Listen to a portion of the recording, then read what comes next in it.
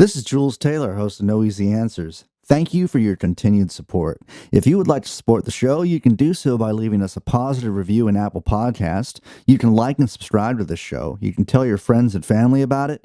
And if you really want to support us, head to www.anchor.fm/noeasyanswers and click the support button. We couldn't do it without you. Here's episode 14 in its entirety.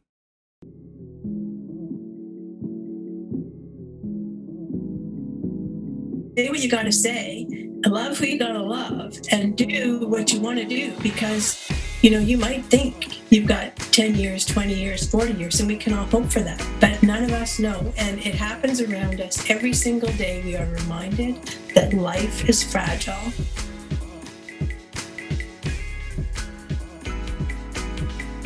Today is Saturday, December 19th. The year is 2020. This is No Easy Answers, and I am your host, Jules Taylor. Today, like all days, I have no easy answers for you.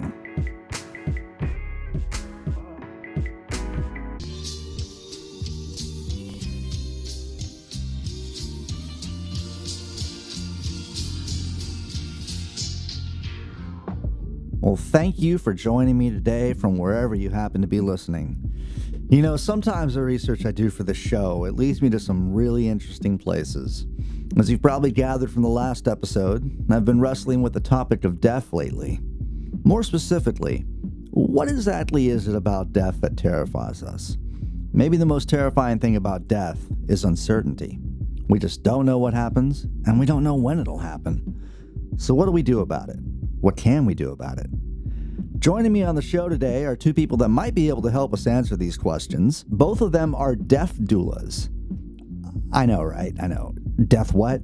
Well, we've all heard of a doula before, and a doula is typically a person who provides guidance and support to a pregnant woman during labor. So what exactly is a death doula? I know, so many questions. Let's just go straight to the conversation with Joanne Haun and Karen Hendrickson.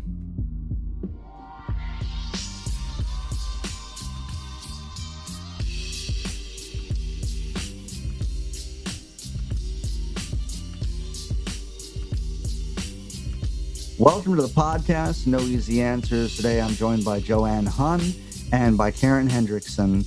And these ladies, I'm very curious to have this conversation. I'm very excited about it because I had no idea what a death doula was. I still don't. I'm going to ask you a few questions now about what role a death doula plays in end-of-life transitions, and perhaps some of the history of this profession, like how... Let me just start over here because I didn't even let you all introduce yourself. All right. Okay. So, Okay.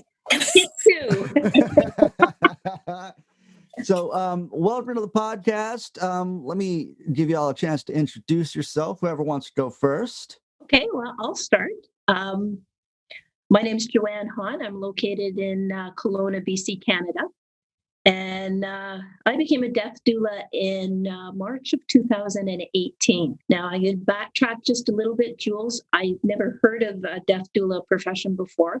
And in December of 2017, I did a telephone meditation with a lady because I figured it was time for me to get a new career going. Because my history, I'm an insurance adjuster.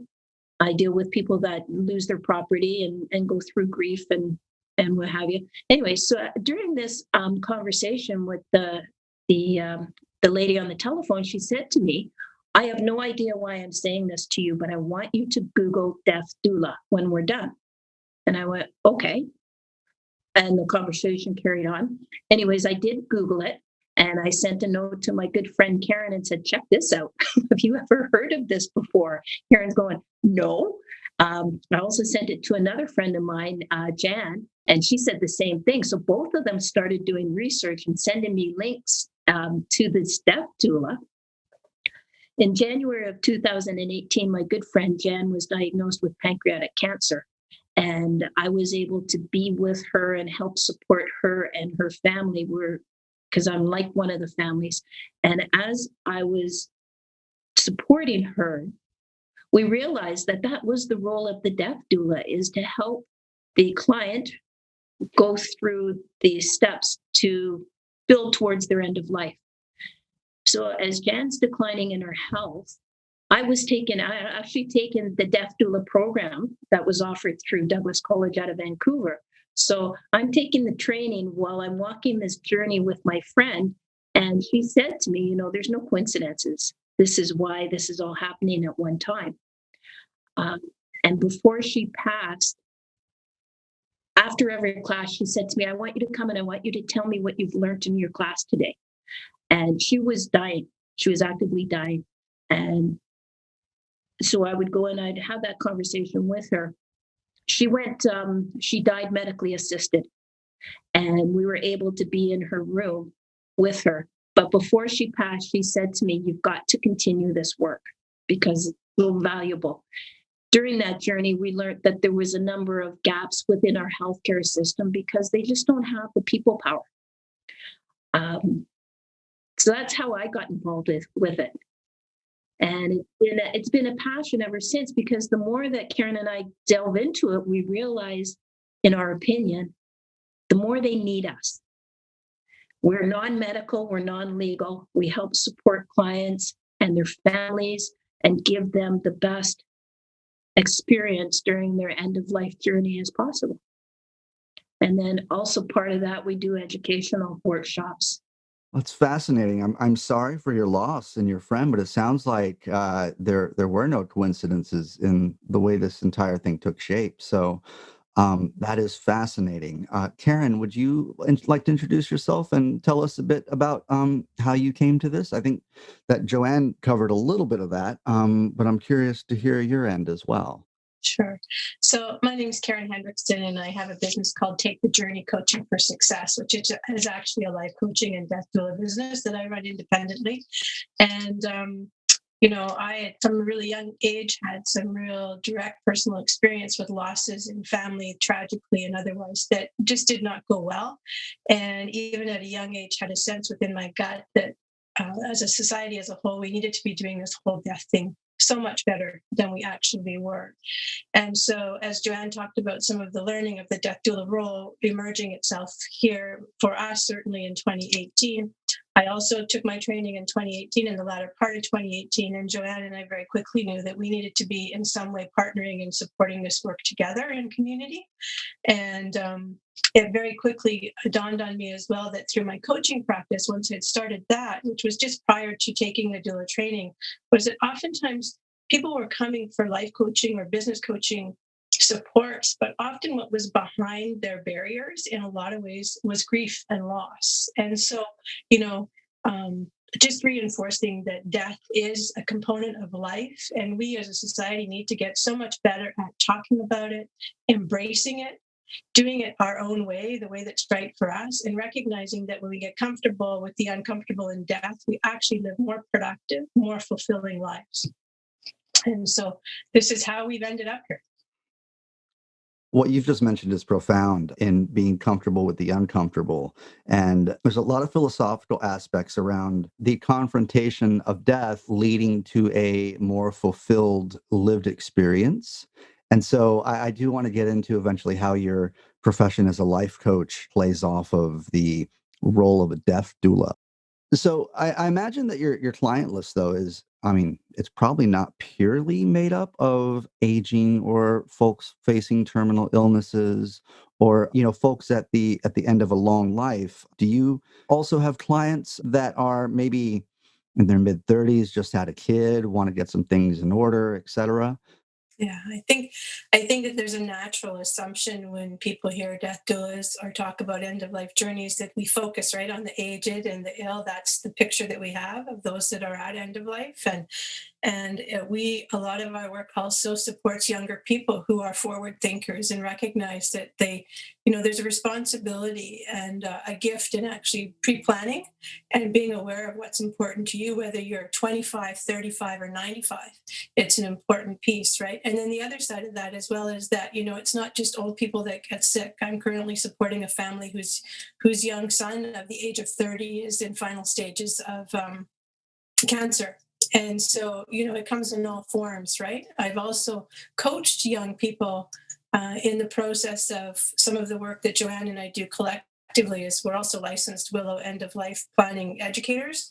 And part of that work is about sort of the digging deep in relation to getting really clear about who and what matters most to you and how you would like your end of life to look, not just from the perspective of medical directives, but all of the deeper stuff. And I do coaching work actually with a couple of young people. I've done that who are in their early 30s around helping them to get really clear about what does matter most to them right now in their life, and then therefore how they want their end of life to look and how they want to leave those gifts of planning to their people. So it's not just the aged and the ill.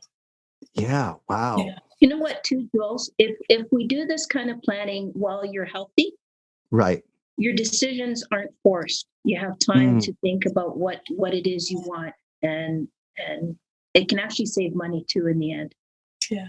And it all comes from a place of caring for yourself and your people versus one of fear, right? So often what we see when people are in the last stages of their life with illness is there's a lot of fear and uncertainty. And now how do you have all these difficult conversations with your people, and how do you get clear on what you really want when you're in the throes of illness and trying to figure out what the heck everything else is going on around your healthcare, right? In fact, even with these young people that I've done the coaching work with on the end of life planning, in one case, it actually has reinforced that, in fact, they are truly making good decisions in their life right now. And they are living a life that truly is aligned with what they desire most for themselves. And then in other cases, it can cause the other to happen, which is also beautiful, which just says, hey, I need to make change now. Right. Wow. I'm not living the life that I truly want right now. And so it then calls and inspires them to begin to make changes so that they truly are living a life that they choose for themselves. Yeah. I mean, I also think maybe part of it is informing the living how they can honor us after we're gone, because they struggle with their grief. It would be nice to be able to, as they're struggling with the loss of us, that they wouldn't have to struggle or strive over the decision-making process of the proper way to honor that person. So if there's more clear communication ahead of time, I think that works out in everyone's favor and eases the grieving process. Yeah. So I guess because we're living in such interesting times, I have to ask to both of you, since we've lost a record number of people to the pandemic and we're heading into what seems like it'll be a really long and dark winter, how has this pandemic affected your work experience, and your overall mindset during this entire ordeal? Well, I think from what I can see is it's generating more conversations. It's generating more interest. And you know what? Maybe we do need to start talking about this stuff while we're healthy and while we're young. And it's more awareness. Hey, Karen, and we're getting a great response to our workshops, and people are just starting to become comfortable with the uncomfortable topic. Yeah, I think as well too, I don't know what the restrictions are like in your area, but certainly in the province of BC here, there are significant restrictions to access to your person who's dying in hospital or hospice. And so this is driving a lot of individuals in our communities anyways, making the decision that they will not stay in a palliative care ward in a hospital, or they will not go to hospice for their final days. They in fact are now making a conscious choice to have their person die at home, or to die at home with their people, because of the restrictions, right? And so what this is creating is actually a greater awareness of needs for additional supports, right? So, which is what the doula role actually provides to them. So I often talk about, when you have you're an individual with an illness and you're in a jar. Let's say you may have heard that professor's analogy, you're in the jar, right? And the big rocks are your people, and the next size rocks are your healthcare team and your medical professionals that are supporting you, and what all of that looks. And the sand that brings all of it together is a death doula. And so, but the pandemic now has created that awareness where people are making the choice to have the death at home, recognizing there are gaps in support, certainly within our healthcare system, both in resource and time. And so how can they do this in a way that honors and is valuable to the person, but also doesn't suck the life out of everybody else that's trying to support right. it? I think the need for non-medical personnel during these transitions is something understated. And I want to ask maybe an obvious question in that how does your role differ from that of like a hospice worker, perhaps? You know what? We get that question all the time, Jules. Um, how do we differ? As a doula, we meet our clients. They're not patients because we're not medical. So we meet Sure. our clients further out than the hospice volunteer does. Mm, So typically, a hospice volunteer here will get involved when our patient becomes palliative, which means they have about 6 months left, mm, or even with less time.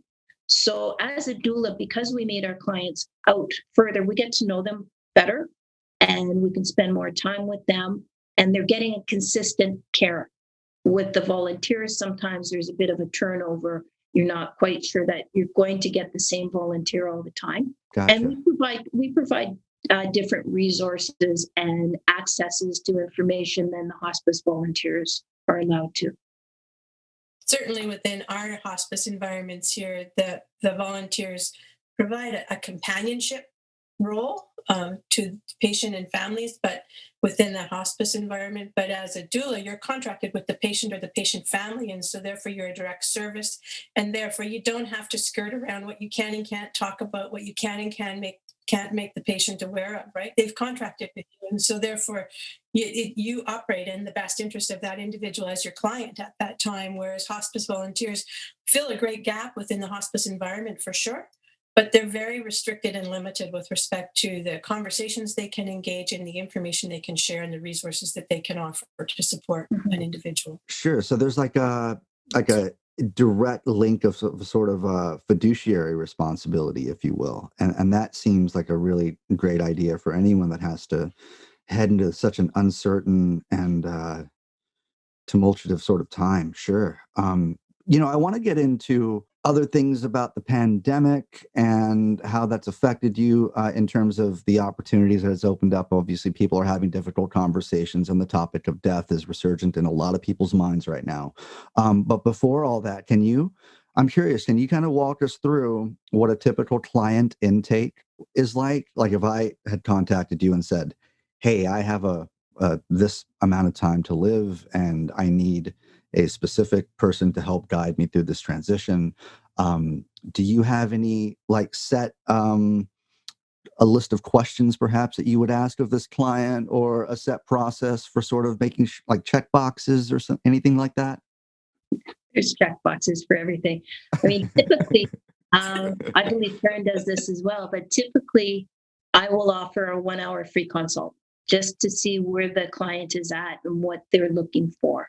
And then if I decide that, I can help this person out, then yeah, so sit down with them and just run through a bit of an intake form, gather all of the essential information about the client, their family, their medications, find out who their support people are, if there's one person, one kind of go-to person in the family that's going to help coordinate all the care and stuff. And then I'd like to talk about, find out if they have their legal documents, their wills, their power of attorney, their advance directive, all of that, their forms, if you will, in place. But then I like to talk about their hopes and their fears around their death. What do they hope for their planning of their end of life matters, or for their personal journey, or for their family's process, and what are their fears around those as well? And also, what are their goals with respect to where would you like to die? So, some people would say, I'd like to be at home, or I'd like to be at hospice or the hospital. Okay, that's good. So now that we know what the end plan is, let's figure out where we are today and what steps we're going to have to take to get you to that point that you want to be at. Also, like to talk about their wishes, what brings them joy, what makes them happy.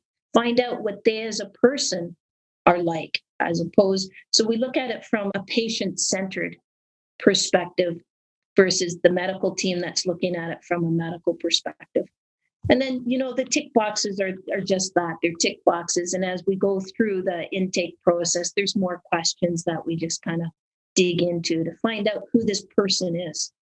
That's really pretty much it, right? I think the intake process is one of two things. Certainly, the first consultation of conversation is critically important, because sometimes maybe as a doula you can provide the services that the individual's looking for, but maybe you aren't necessarily the right fit. And that's okay. And so this is where part of the work that we do with our Death Doula Network of BC and creating relationships and building sort of resource in behind us is important as well too, right? So sometimes maybe it's because I don't have capacity of time, or maybe it's about I'm just not feeling the right connection with this individual or this family. And so therefore, but I know somebody else who will fit really well.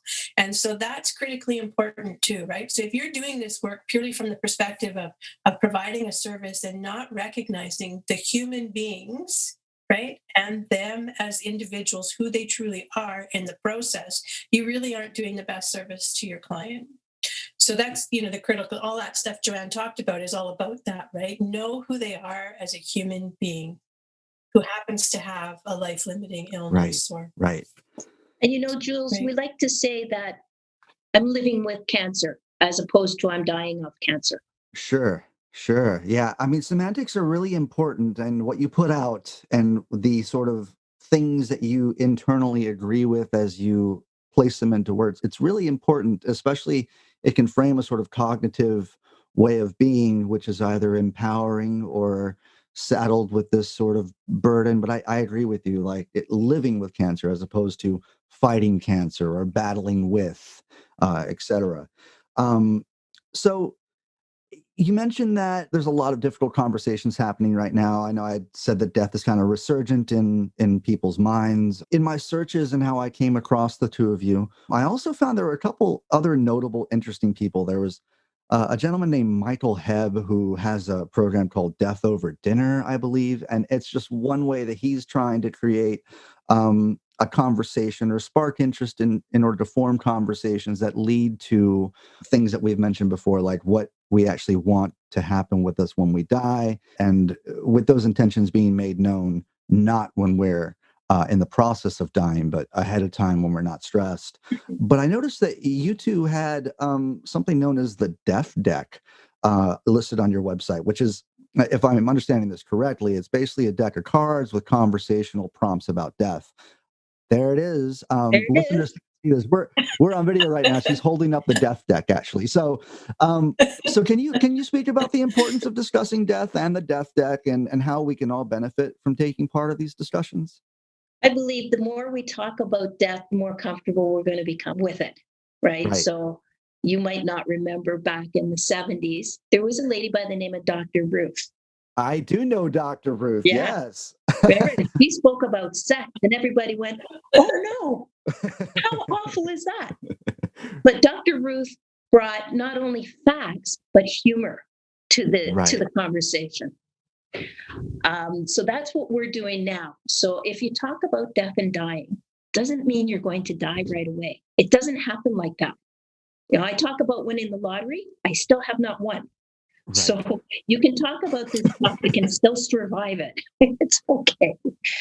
So the Death Deck was created by two lovely ladies down in California. I'll give you a little brief history. Lori Cicero, her husband was dying and was in hospice, and Lisa Paul was the hospice nurse that took care of Lori's husband. And the two of them had this connection. You know how sometimes you just jive with somebody. They had this connection. And during that association, they realized that people need to start talking about this more. So they created this wonderful game that they market as a lively game of surprising conversation. So what I'd like you to do, Jules, is pick a number between 1 and 12. I'm going to pull a card. I'm going to pick lucky number 7. I have no idea what these are going to be. So the question on the card is multiple choice. Uh-huh. When I can no longer tell you what I want to hear, please play A, my all-time favorite music playlist, B, audiobooks or inspirational words, or C, the sounds of an ocean or a river with a bedpan nearby. Wow. That's a hard one for me. I would think if I was trying to communicate to my loved ones without being able to communicate, I'd say probably music. But if it was something where like they were concerned with, if they were concerned with playing something for me, I'd probably ask them to play an audiobook. But that's really interesting and just what I've had flashes of in my own mind within you asking me that question. I could certainly see how that's something you'd want to bring up ahead of time. That's a great question. Well, and with you being a musician as well, right? Music is Sure. very important in your life. And one of my best friends is a musician back in Toronto. And that question came up and she said, well, I want to play my favorite music. And I said, great. What is that? What are Oh, your yeah. favorite songs, right? Because she knows, but nobody else does. And where is the compilation? So it's Right. great to say, I want you to play my favorite songs, but it's also really important that you tell people what those are. Yeah, I was, when you asked me the question, I was thinking, oh shit, I don't have a Spotify playlist for this sort of thing. Well, there you And go. yeah, so Want another question? yeah, give me one more question. Sure. All right, hold on. Pick a number. 10. I feel like I'm doing a card trick. Ooh, this is a gooder. How often do you let the ones you love know how you feel? A, Mm. very rarely. I'm not one to share my feelings. B, fairly often, in the right moment and on the right occasions. Or C, constantly, and they ask me to stop. I'm a constantly they ask me to stop kind of person. You know that it's like I have like the opposite of these sort of toxic male relationships. It's like if you're going to be my friend, you have to be comfortable with me as another dude telling you that I love you, you know. And so I have very close friendships that way. And yeah, I definitely I tell people that all the time. So yeah, so but that brings up really interesting things as well. Sort of, it really puts you right back in the urgency of the moment, when you're asked a question like that. And it seems like when you get people together, friends, family, what have you, part of the way that humans bond in their interactions is through sort of conversational discovery on heavy topics. And when you come to a place where you realize, I mean, something as profound as like, oh shit, I need to make a playlist for my favorite songs so that my family knows what my favorite music is. Or when you come to the realization, or when you're asked a question like, how often do you express your affection, and are these people aware of how much you love them? Uh, yeah, it brings up really interesting things, and I think that it can also help because these conversations can facilitate closer friendships or closer relationships with family members as you engage in a simple card game like this. So I think that's wonderful. Most times when we do these sessions online, we'll do a poll with A, B, and C. And a lot of times people go, where's the D? Right? None of those A, B, and C really fit in. But I would pick blah, blah, blah. And then that spurs the discussion and conversation as well. So it's a Right. great tool for having some fun, but also digging deep and finding out what's meaningful. Meaningful for yourself and meaningful for your people that you're actually engaging in the game with, right? So, for one of the co-creators, Lori, with her husband, she says all the time she thought that her and Joe were pretty clear about what mattered, and in the process, she realized that there was so much that they had never discussed, and so the this game actually gives you the opportunity to dig deep in that way. And we've even had feedback from individuals who've said, I've played this game with my husband and it's been profound for us, not just in relation to our desires of who and what matter most to us at end of life, but even just our own relationship. It has had a profound positive impact because you have to get real, right? If it's valuable for you, you're going to get real in it, and you're going to have some fun and some levity with it as well too. But you truly are going to connect, right, with the people that you explore it Right, with, for right. sure. And maybe this goes into I had a question specifically for you because I know that you are a life coach in addition to being a death doula. And I know there is a sort of intrinsic connection between understanding and being comfortable with one's mortality and how that enables them to live their best life, so to say. And listeners will know a couple of episodes back, I've had some profound conversations with friends of mine who I've said have sort of cheated death in a way. And what I mean by that is that I had a friend who didn't know what was going to come of him. He survived testicular cancer, and now his life is a very empowered, in the moment, thriving sort of thing for him. I had another friend who received a liver donor organ and beat cirrhosis and all of that. And so he's now living a fulfilled, amazing, best lived experience sort of thing. And so lately, it's been a subject of fascination for me how people, when really confronted with their own mortality, make the changes that that other people, for lack of a better term, are fearful to make in their own lives to enable them to live the life that they would not regret. So if you could speak a little bit about how your role as a life coach plays off of the death doula role and vice versa. I'm very curious to hear you speak about that. So first off, I'll say that my coaching experience and the way that I approach the role of working with the clients in a coaching service, it just easily transfers over to that in the doula role, right? Because it really is about helping an individual to explore within themselves who and what matter most, and recognize that they have the power within themselves to make the best of whatever lies ahead of them in decision making or resource or contact or whatever it may be. The difference oftentimes in those scenarios is that individuals are facing limited time, limited days, and with bags full of regret. Right. Right? Whether it's around unresolved relationships or life that they lived that was not of their own choosing, but a life that they thought others expected of them, or whatever the case may be, right? Well, when you're looking at death's door, it's a little hard to make significant changes to redirect. Yeah. Right. So, but my process is the same from the perspective of coaching service combined with that doula work. On the coaching side of things, when individuals come to me now and they're looking for specific support, even if it's like business support, they think they're coming for business or career development support in some way, but it's really life, right? Now, always I start first off, the first session becomes purely about a visualization of, so if you are my client, one of the things that I would ask of you is that you close your eyes and we're going to envision that you're on your deathbed. Mm. And how are you feeling about everything that's going on in your world right now and what you've achieved so far and the relationships that you're carrying? How are you feeling? Mm. Right. And so when you take someone through that process of starting with the end in mind, right? Yeah. How are you feeling about what it is right now if today was your last moment? And then what are your aspirations or your wishes and hopes for what it would be like in your last moments? And then where's the gap?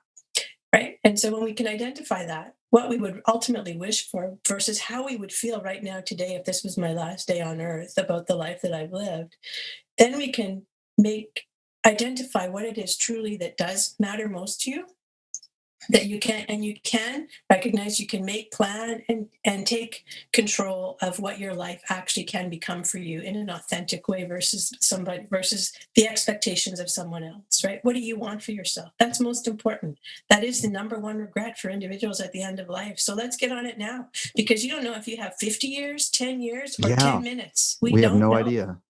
Right? So, we talk often about, say what you got to say, love who you got to love, and do what you want to do, because, you might think you've got 10 years, 20 years, 40 years, and we can all hope for that. But none of us know. And it happens around us every single day. We are reminded that life is fragile. So make the change now, right? Fix the relationships now. Say the things, do the things now. Want to change your career and it means you got to go to school for 4 years? Then do it. Find a way to do it. Make a plan and do it. Do what your heart is calling you to do now. And it's only when I started actually taking people to that last moments on their deathbed that they finally started recognizing, oh, yeah, Yeah. this isn't the job I think I wanted help with, Karen, right? That's not what I want. I actually want something else, right? But you got me there, or you helped me to get there, right? Wow. That's so Yeah. profound. I mean, and it's exactly the work that we do with, like I say, this, we use a lot of program work from Willow End of Life Planning and Education, and we love their content because it focuses on end of life planning and getting there from a digging deep self reflection perspective. But it calls people always to take action in their life today. So they're living and loving more fully, right now. They're being true to themselves and their people right now. Where do you get the reservoir of like the sort of fuel and goodwill and authenticity and to stand in this space day in day out in your work? Like, where do you get the reservoir of energy to do this sort of work? Well, I believe our purpose on earth is to be of service to people. It's hard. Some days it's hard, but that's where having my colleague here, Karen, as a sounding board, I can call her up and go, "You're not going to believe I don't know how to deal with this," or I need some support myself. And the same with the rest of the members of the network, right? We have a support group that helps us and lifts us up when needed, because Mm-hmm. it's like any job. It's like any part of life. Some days it becomes overwhelming and too much.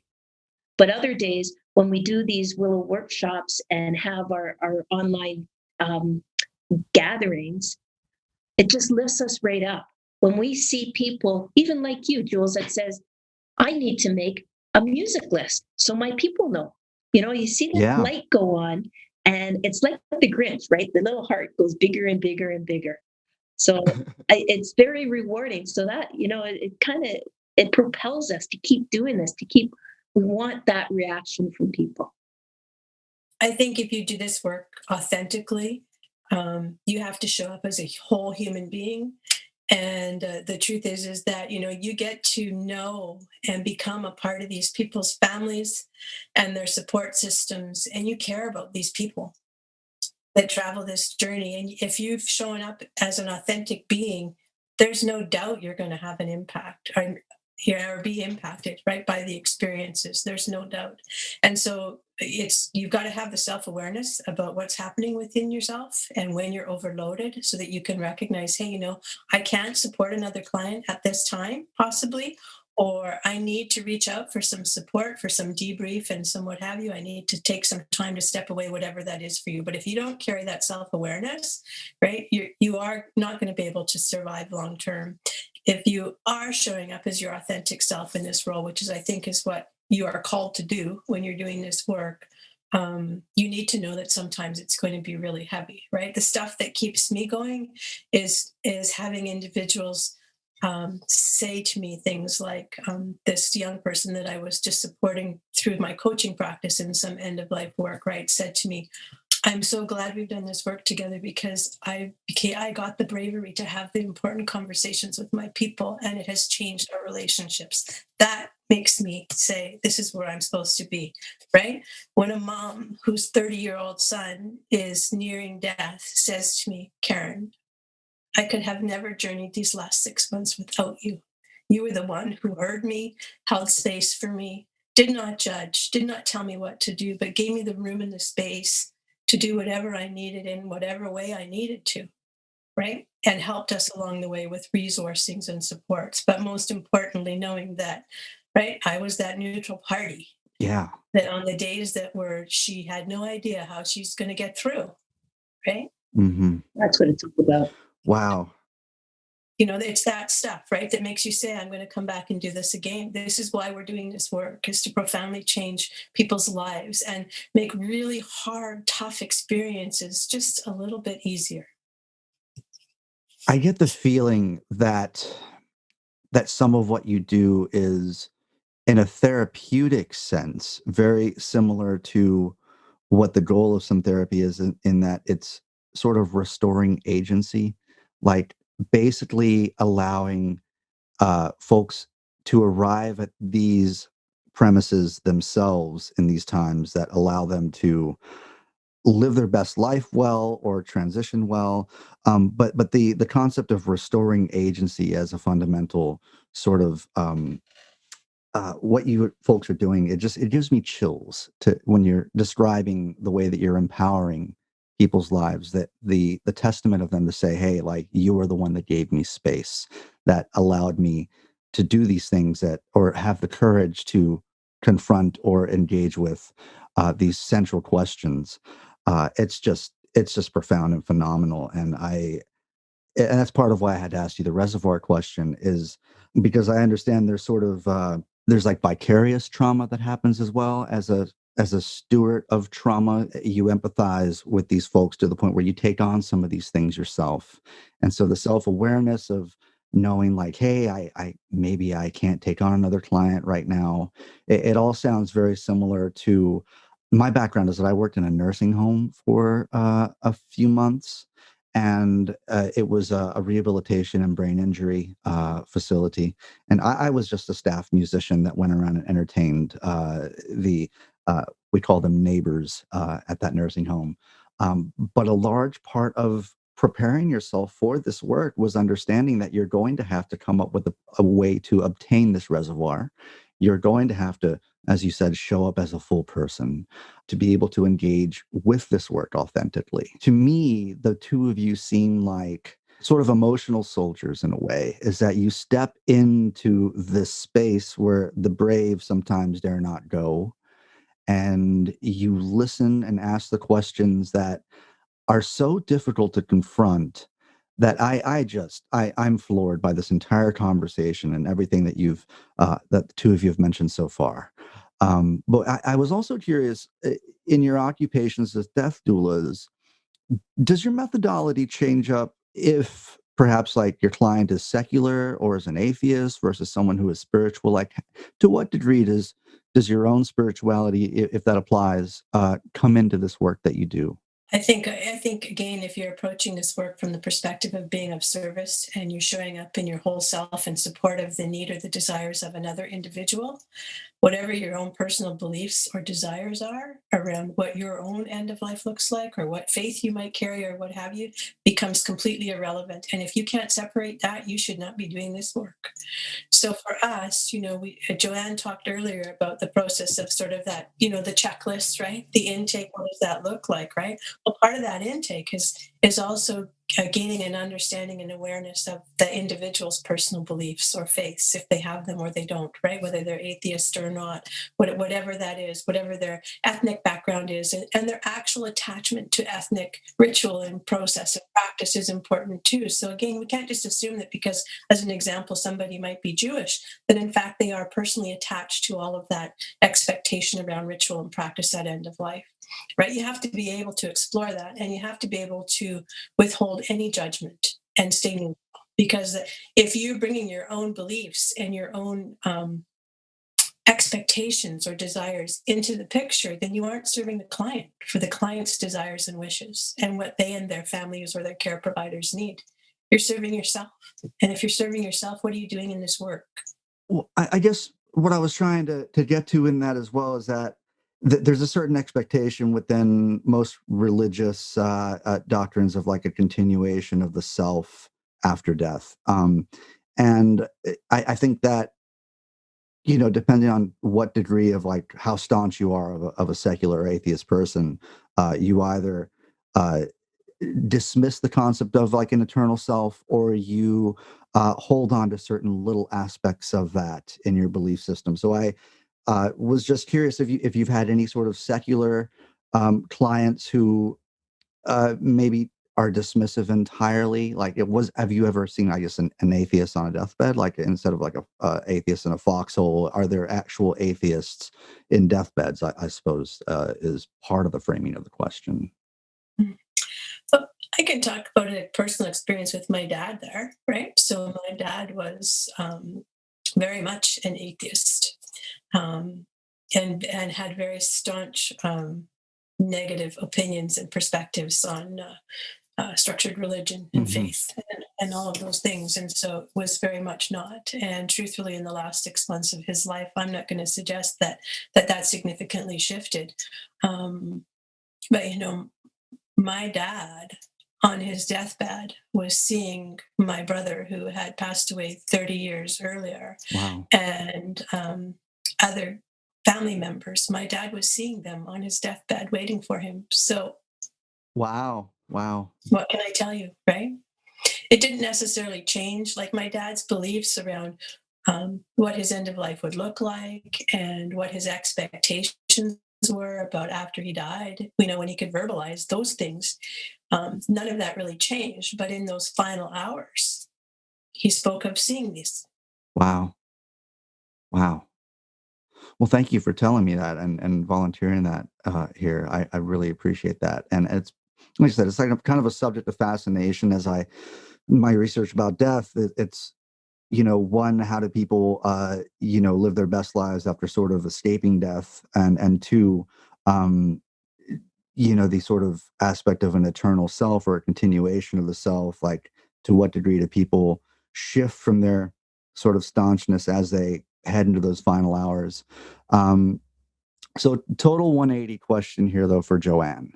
I know that in addition to being a member of the End of Life Doula Association of Canada and the National End of Life Doula Alliance, I read on your website you also volunteer in community-supported hospices as what's known as a therapy clown. And I was curious about that. Could you maybe speak a little bit to the importance of laughter or comic relief as it pertains to end of life and hospice care? Yeah, Karen never knows what's going to come out of my mouth when somebody asks me that. Okay, so that little chuckle we had, that felt good, didn't it? Right. I mean, and when you're able to do that, bring some levity, walk around like this, right? Really, that's all you have to do is put my nose on. Joanne just put a clown nose on for our listeners. It's hilarious. I had a client whose dad lived out here in BC, and the two sisters live in a different province. And they hired me to take care and get rid of all of his possessions. And so when we were coming to our last meeting, one of the daughters came out and she was having a tough time because her mother-in-law was also dying. She was dealing with the death of her father. This was pre-COVID.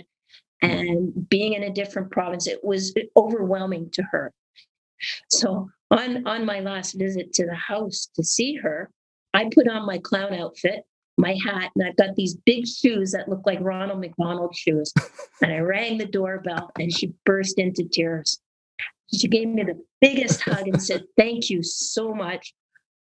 It was just I so appreciate you coming and giving me that little giggle." So Wow. it helps people release some of the pent up emotions. It brings physical changes too, right? Laughter is the best medicine. Right. I don't know if you saw the movie Patch Adams. Yes. Wow. When I saw that movie, actually, I saw it with Karen a couple of years ago. And when it ended, I turned to her and said, "That's what I'm going to do. Wow. I'm going to bring people joy in a bad time. Even if we can make you smile and forget about your worries, even if it's just for a few minutes." So I'll go into a long-term care facility and there's other clowns here. We don't do the white full face makeup, the less is more, but I'll go in with my big floppy shoes and the nose and the hat and everything. And most times they just look at us and start to grin. And then if there's nothing to talk about, well, I start doing a little soft shoe. Now, I'm like the little teacup, short and stout, and I'm trying to do this dance with these shoes on, and people will I've had them laugh out loud because they just looking at me going, "Are you kidding?" But it makes a difference in their life. And they always, at the end of it, will usually grab our hand and say, "Thank you so much for just coming and being here." So laughter is important. Yeah. I think laughter, the reality is no matter how dark a situation might feel, right? And if you're talking about terminal illness or end of life journey or whatever the case may be, the truth is that on that journey, there are moments that can be laughed about. And we need to acknowledge those in the whole element of that end of life experience and illness experience. And so the humor, right, really does make a significant impact, even if it's just momentary. I've officiated at an end of life ceremony. And if you can bring somebody to the point of tears with their laughter, that helps release a lot of the grief. And especially for men, because men are taught you're not supposed to cry in public. Yeah. But it's okay to laugh to the point of tears. Right? And in the immortal words of Joni Mitchell, laughing and crying, it's always the same release. Right? Wow. So Wow. it's Yeah. okay for you to be howling with laughter, with the tears rolling down your face in public, and you're still getting rid of some of that grief. As I get older, the people that I admired when I was younger, they're not the same people that I admire now. And I find that more and more the people that I admire most are the people that are willing to be vulnerable for other people. And so I'm going to take back what I said earlier, and I called you guys emotional warriors, emotional soldiers. I'm going to call you like empathy warriors at this point, because you step into these dark situations, and by whatever means necessary, whether you have to put on the clown shoes and the nose, or you have to hold space for a while, day in, day out doing this, it's really incredible to me. So I have just a couple more questions. And this one is I guess this one's for Karen. But I recently learned of a person named Carl Oman, and he is a doctoral candidate at the Oxford Internet Institute. He's writing a thesis on the data of the dead and how social media and the internet have kind of transformed our relationship to the dead, by way of social media and the internet, and they're always available in our pockets anytime we want to look them up. And there are also kind of ethical questions that arise out of this sort of 21st century problem, like what do we do with the data of the dead? But I noticed that you have on your website, you have a service listed as a digital legacy planning. Can you speak a little bit about what type of labor that requires of you to perform this service? So, digital legacy planning is actually working with individuals to identify all of their presence online, wherever they are, whatever that is, whether it's shopping accounts or social medias, whatever, identifying every aspect of their online fingerprint, if you will, right? Where is it all? Document it all, and ensure that you've got good plans in place so that individuals first off can access and turn off if that's your desire. In some cases, digital legacy you may not want it turned off. For as an example, if you are a musician, or in this case with you, even with your podcasts, right? You may die, but you may want the legacy of this work to carry on. And so then what is the stewardship you're going to hand over to someone to manage that after you're gone? What is that going to look like? That's sort of the digital legacy planning. What do you want it? So in simplicity, it's like Facebook has an option there that you can identify a legacy manager for your account, for your Facebook account. Mhm. But if you have any form of presence in this realm, you've got a footprint or a fingerprint in the digital world. And that can either float out there in perpetuity years after you've died, if nobody's managing it or shutting it down or doing what you wish for it. But it really comes down to, what do you wish? What is it all?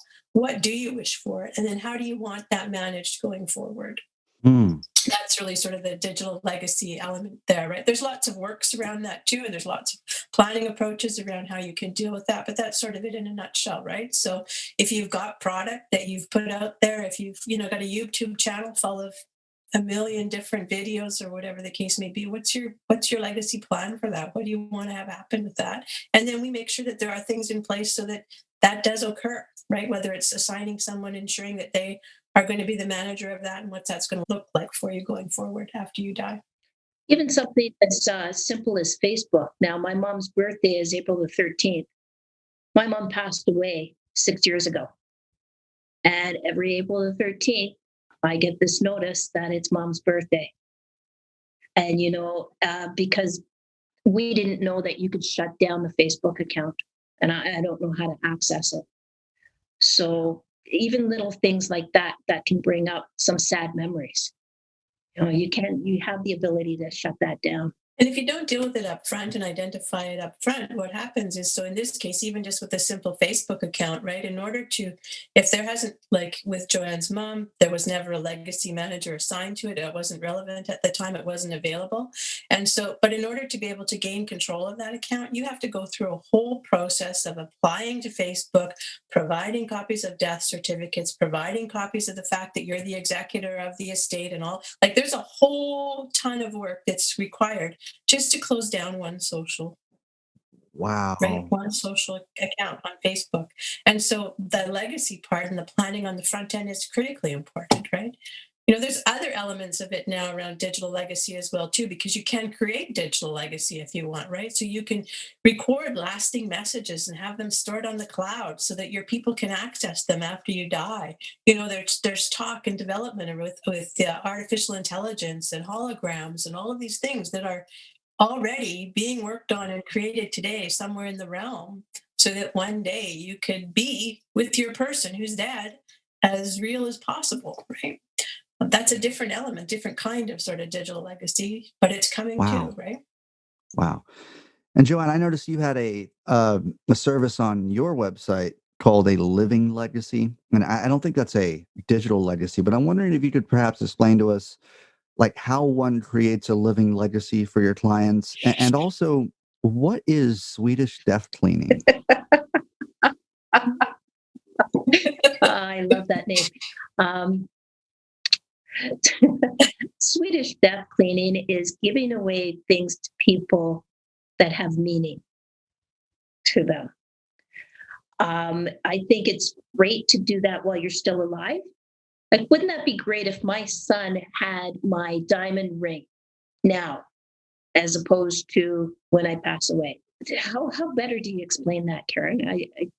Well, the Swedish death cleaning really is about clearing out your space and your stuff before you die, right? So Joanne's example there, similar conversation I'm having with my mom right now. So my mom, since the day my son was born, my son was born in 1987, and he just turned 33. And since that December that he was born, my mom has bought a Santa Claus figurine of some form or other for 30 some years. My mom's now 85. Has a lot of Santas. And so this year she said, I don't know what to do about all of these. I should really maybe just start getting rid of them, right? We didn't put up very many in her home this year. And so I suggested to her, this would be a great time to go through those Santas, identify the ones that are most meaningful to her, and decide who she would want to have that. Mm-hmm. And then we would package it up. She could write a nice card and she could gift it off. Right. Right. So because that Santa becomes much more meaningful for, say, my son or my daughter or her sister or whomever, because she's personally said, I've chosen this for you. And this is why I want you to have it and what I want you to remember when you look at it. Right. That's way different than my mom dying and us going through her stuff and just sending crap out places, right? Doesn't have anywhere near the same impact or meaning. So the Swedish death cleaning really is just about that, right? Getting rid of the clutter, but then also gifting away the things now so that they have a more meaningful impact to your people now. It's almost like minimalizing your life. Mm-hmm. Right. My daughter-in-law's parents have this house full of beautiful antiques, and both my daughter-in-law and son said, we don't want those when you die. So get rid of them now. Wow. But they're 50 years old and blah blah blah. We don't want those. It's good to know that stuff, right? Because our treasures, what we think are treasures, to the next person is just, you know what? It's going to be a pain in the neck to get rid of that stuff. So, Mom, you take care of it. Yeah, the premise really is so that you can do it with some emotion and some meaning while you're still alive, right? What was the other question? Oh, I was going to ask you what a living legacy is, or what do you do in creating a living legacy for your clients? I have a client right now that is in her mid 80s, and we're doing a video. So I'm a chronological recount of her life, if you will. And she's telling me stories about when she was little. So to begin with, she said to me, my childhood wasn't really pleasant and I don't want to really speak about it. I went, that's great. What I would like you to focus on is the different parts of your life, the different things that you've done that do bring you happiness. So she did some research, did some homework. The next time I met with her, she looked at me and she said, you know what? I didn't realize I had so many good times when I was young. And if I hadn't started doing this work, I would have totally forgot about it. And then so as we're progressing through this whole thing, she said to me, I've seen a lot of changes in this world. I went, yeah, because when you were little, you didn't have a refrigerator, did you? She went, no. So I said, that's a whole different part that we'll do a part 2 on, the different things that you've seen over the years, the changes and transgressions. But she said, I am having so much fun recalling the good times in my life, and we're getting it down on video. And she's going to give that to her family while she's still here, so they can watch it together, and then they'll have that after mom passes away. Wow, that's great. Yeah, it's a great experience. I'm sure everyone has maybe a grandparent or a parent or a loved one, what have you, that they've lost. And surely there would be great to be able to gift them some sort of video, or at least an audio recording of just their voices. Just people scramble for things like deleted voice messages that maybe they can recover when they lose someone, and people scramble for even pictures, and maybe part of grief or coping with loss that is not it is understated might be the struggle one goes through in the actual process of having to search for the voicemail, the picture, the old video, the old VHS cassette, what have you. So to have someone steward that entire process, I mean, why? I mean, I feel like death doulas is a recent thing, but why have there been people before the advent of death doulas who sort of stewarded this thing, or death doulas, was that occupation invented specifically for these kind of things? It's been around forever. People have taken care of their own dying people for, since the early since the beginning of time. People used to die at home. That's where the word parlor came from, right? They display the body in this room in the house. Wow. For the people to come in and pay respects. The family would wash the body after the person died. They would take care of their own. And then came the advent, I guess, of the funeral homes and letting somebody else take care of that for us. But I think we're starting to kind of circle back where our people are taking care of their loved ones themselves. Right. It's been around for a long time. It just there hasn't been a title put on it. Huh. Yeah, I think really, since the beginning of time, actually, caring for the ill and the dead has actually fallen to women, right? That's been their role in society. And then there was a bit of a shift just around sort of the Civil War era, when embalming and funerals providers or funeral services sort of started to come into play in the Civil War time. And then over the evolution of the ages, what's also happened is advancement in our medical systems. And so what has happened as a society is we've given over our ill and our dying to the medical professionals and removed ourselves unintentionally, I think, right? And then around early 2000, the New York University Medical Center partnered up with a number of entities, and they began to create this volunteer partnership, bringing the doula role back into the realm of society. And the Baylor Institute is another one that was sort of in the early 2000s, kind of starting moving this back into the foray of our life now, right? And I think with the way the world is now, and there's so many other elements that have recognized importance, the doulas now have an opportunity to expand some of the work just beyond just at the deathbed and caring for the dead and caring for the ill. There's all these other elements that we can bring in that really truly are valuable for people in the process of what they leave behind for their people they care about. So Jules, the word doula is Greek for of service. Oh wow, okay. Right, so there's birth doulas that help the babies come into the world and help the moms. And then there's death doulas that help you go out. Right. Well, listen, y'all, this has been such a wonderful interview, and I can't thank the two of you enough for your time and your expertise and your empathy. Is there anything else that you'd want to impart on listeners before we let you go? Talk about it. Talk about your fears and your hopes. Talk about dying. Open the door to forgiveness while you're still healthy, so you don't die with regrets. And always know that you've got some right and some control about how it can look for you and what it feels like for you and your people as you make the journey. It doesn't have to be as everybody else says it should be. You have choice.